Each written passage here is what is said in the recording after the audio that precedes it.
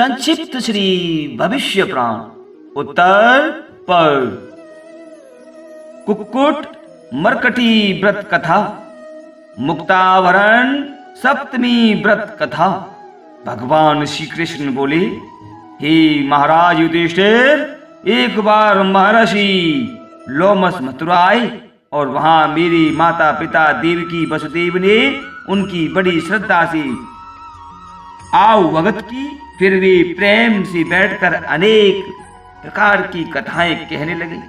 उन्होंने उसी प्रसंग में मेरी माता से कहा, हे देवकी, कंस ने तुम्हारे बहुत से पुत्रों को मार डाला है, अतः तुम मृत वत्सा एवं दुख भागिनी बन गई हो। इसी प्रकार से प्राचीन काल में चंद्रमुखी नाम की एक सुलक्षणा रानी थी, मृतवत्सा एवं दुखी हो गई थी, परंतु उसने एक ऐसे व्रत का अनुष्ठान किया जिसके प्रभाव से वह जीवित पुत्रा हो गई। इसलिए हे देवकी, तुम भी उस व्रत के अनुष्ठान के प्रभाव से वैसी हो जाओगी, इसमें संशय नहीं है। माता देवकी ने उनसे पूछा, हे महाराज, वह चंद्रमुखी रानी कौन थी? उसने सौभाग्य और आरोग्य की वृद्धि करने वाला कौन सा व्रत किया था जिसके कारण उसकी संतान जीवित हो गई? आप मुझे भी वह व्रत बतलाने की कृपा करें। लोमस मुनि बोले, प्राचीन काल में अयोध्या में नहुस नाम के एक प्रसिद्ध राजा थे। उन्हीं की महारानी का नाम चंद्रमुखी था। राजा के पुरोहित की पत्नी मानिका से रानी चंद्रमुखी की बहुत पीड़ित थी। एक दिन वे दोनों सखियां स्नान करने के लिए सरयू तट पर गईं। उस समय नगर की और भी बहुत सी स्त्रियां वहां स्नान करने आई हुई थी। उन सब स्त्रियों ने स्नान कर एक मंडल बनाया और उसमें शिव पार्वती की प्रतिमा चित्रित कर गंध पुष्प अक्षत आदि से भक्ति पूर्वक यथाविधि उनकी पूजा की। अनंतर उन्हें प्रणाम कर जब वे सभी अपने घर जाने को उद्यत हुई, तब महारानी चंद्रमुखी तथा पुरोहित की स्त्री मानिका ने उनसे पूछा, हे देवियों, तुम लोगों ने यह किसकी और किस उद्देश्य से पूजा की है? इस पर वे कहने लगी, हम लोगों ने भगवान शिव एवं माता भगवती पार्वती की पूजा की है और उनके प्रति आत्मसमर्पण कर यह स्वर्ण सूत्रमय धागा भी हाथ में धारण किया है। हम सब जब तक प्राण रहेंगे तब तक इसे धारण किए रहेंगी और शिव पार्वती का पूजन भी किया करेंगी। यह सुनकर उन दोनों ने भी यह व्रत करने का निश्चय किया।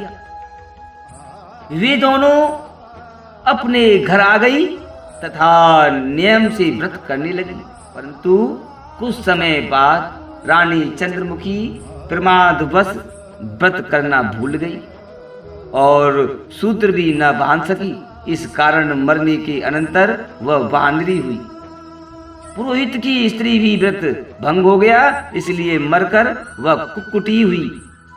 उन योनियों में भी उनकी मृत्यता और पूजन की स्मृति बनी रही।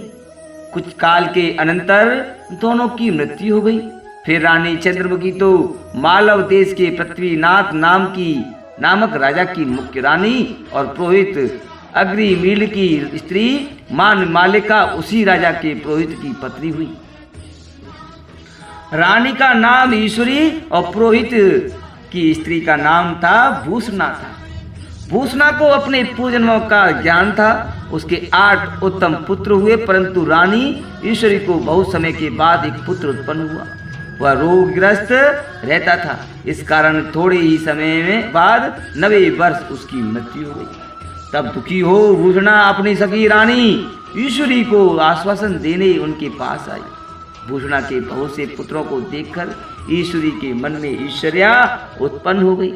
फलस्वरूप रानी ईश्वरी ने धीरे धीरे भूषणा के सभी पुत्र मरवा डाले, परंतु भगवान शंकर के अनुग्रह से वे मरकर भी पुनः जीवित हो उठे। तब ईश्वरी ने भूषणा को अपने यहाँ बुलवाया और उससे पूछा, हे सखी, तुमने ऐसा कौन सा पुण्य कर्म किया है जिसके कारण तुम्हारे मरे हुए पुत्र भी जीवित हो जाते हैं और तुम्हारे बहुत से चिरंजीवी पुत्र उत्पन्न हुए हैं? मुक्ता आदि आभूषणों से रहित होने पर भी कैसे तुम सदा सुशोभित रहती हो? भूषणा ने कहा, हे सखी, मुक्ताभरण सप्तमी व्रत का विलक्षण महात्म्य है। भाद्रपद मास के शुक्ल पक्ष की सप्तमी को किए जाने वाले इस व्रत में स्नान कर एक मंडल बनाकर उसमें शिव पार्वती का पूजन करें और शिव को आत्मनिवेदित सूत्र दौरा को हाथ में धारण करें अथवा चांदी सोने की अंगूठी बनवाकर अंगुली में पहने। उस दिन उपवास करें, बाद में व्रत का उद्यापन करें। उद्यापन के दिन शिव पार्वती का मंडल में पूजन कर वह अंगूठी ताम्र के पात्र में रखकर ब्राह्मण को दे दे तथा यथाशक्ति ब्राह्मण भोजन भी कराएं। इस व्रत के करने से सभी पदार्थ प्राप्त होते हैं। हे सखी, भाद्रपद मास के शुक्ल पक्ष की सप्तमी तिथि को तुमने और मैंने साथ ही इस व्रत का नियम ग्रहण किया था, परंतु प्रमादवश तुमने इसे छोड़ दिया। इसी से तुम्हारा पुत्र नष्ट हो गया और राज्य पाकर भी तुम दुखी ही रहती हो। मैंने व्रत का भक्ति पूर्वक पालन किया, इससे मैं सब प्रकार से सुखी हूँ, परंतु मेरा व्रत अंत में भंग हो गया था, इसलिए एक जन्म में मुझे कुक्कुटी बनना पड़ा। हे सखी, मैं तुम्हें अपने द्वारा किए गए व्रत का आधा पुण्य फल देती हूँ, इससे तुम्हारे सभी दुख दूर हो जाएंगे। इतना कहकर भूषणा ने अपने व्रत का आधा पुण्य फल ईश्वरी को दे दिया। उसके प्रभाव से ईश्वरी के अर्घ दीर्घ आयु वाले बहुत पुत्र उत्पन्न हुए और उसे सब प्रकार का सुख प्राप्त हुआ तथा अंत में मोक्ष भी प्राप्त हुआ।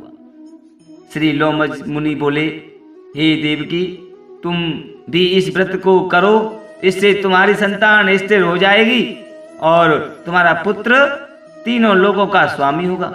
यह कहकर लोमस मुनि अपने आश्रम में चले गए।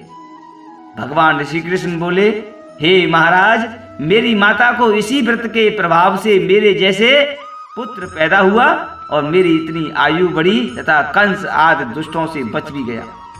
यह प्रसंग वंश मैंने इस व्रत का महात्म्य बतलाया है।